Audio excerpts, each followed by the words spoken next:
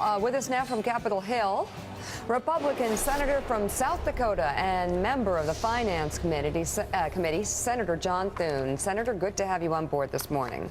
Good morning, Mika. Good morning, Joe. Hey, good to see you, John. Let's talk. We've got a lot of different things we're going to talk to you about. We want to talk about the jobless aid bill. But first of all, we just had Secretary Gates on, obviously talking about Afghanistan. Is it time to bring the troops home? Well, I think you heard him give a pretty good explanation of what he thinks ought to happen there, and he's someone who I have great respect for. I served on the Armed Services Committee when he was in office, and when he came in front of the committee, he always gave it to us straight, and I think that his assessment is a very realistic assessment. I think it is, and I know this is something you've been a big advocate for a long time, Joe, but we have got to start, we have got to the Afghan National Security Forces, and that transition's in place. Hopefully it can happen sooner rather than later. Let's talk about Chris Christie. Not a lot of Republicans coming out and defending the New Jersey governor yet. He's a presumptive, national figure in 2016. You want to come out and defend Chris Christie this morning for us, make some headlines? Well, I think he did a really good job in his news conference last week. I think he took it head on in his State of the State speech yesterday. I mean, obviously, if you're him, if there's nothing there to hide, you want to just push the facts out there as quickly as you can. If he decides to run for national office, people are going to have a long opportunity to take a good look at him, and they're going to be able to make a judgment about whether they like his style. Yeah. He's going to have an opportunity to talk about his record. But I think he's doing the right things right now, and it seems like in terms of how that's being received by the people in New Jersey and the people across this country, they appreciate, I think, the forthrightness and the transparency. You know, John, when I worked with you in Congress, we were both a bit more conservative than Chris Christie, but right. I would still call Chris Christie a conservative, and I'm shocked by people that call him a rhino or a left-winger or whatever. Do you consider Chris to be a conservative? Sure. I mean, if you look at his economic policies, his views on a lot of the what people would call cultural issues, social issues, he's a right-of-center conservative, Joe. He may not be exactly where I am or where you were, but I think he's someone who is represented broadly of conservatives across this country.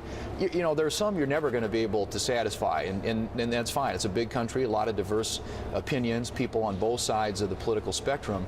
But if you look at his record, you look at his views on the issues, he certainly fits that definition in my view. And John, wow. Of course, when you said where you were, you meant when I was in Congress. I would like you to re-answer that right. In present tense. So where you are and where I am, is that what you would say? Yeah, something like that. Oh where we are, Joe, where we are. Where we are. Right. Bingo. Yeah. All right, so... But see, Senator, look at the answer you just gave to those questions about Chris Christie, plus the last one about whether or not he's a conservative.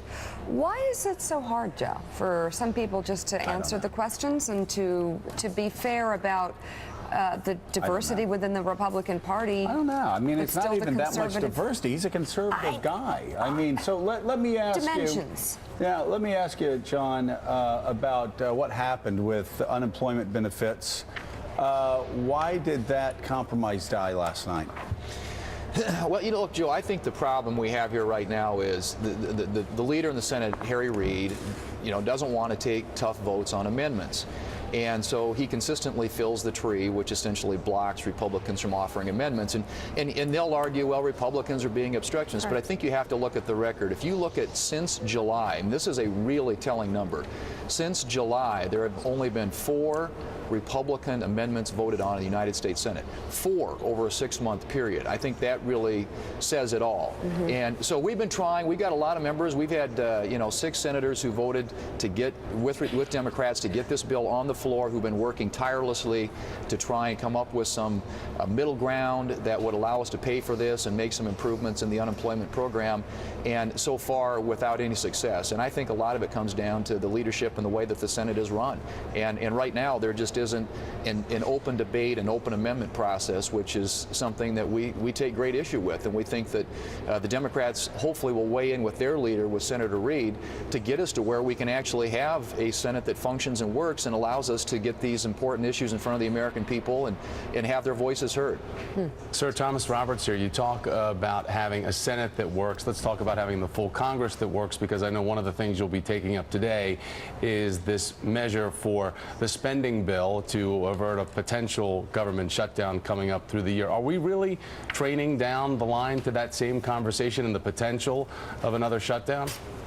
I don't see that, Thomas. I think that the House is going to act today on the funding bill. It will come to the Senate.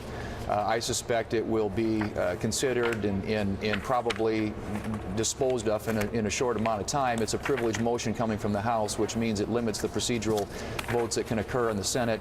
And I suspect that in the end it will pass, and the budget issue will be dealt with, at least for the next year. And that will give us the opportunity to focus on some things that we need to be focused on. And frankly, I hope that doesn't end the debate about budget issues, because this deals with some of the discretionary side of spending, but we've still got a lot of work to do in the entitlement programs, which are where the real money is in federal spending, and that's something that really didn't get addressed in this budget deal.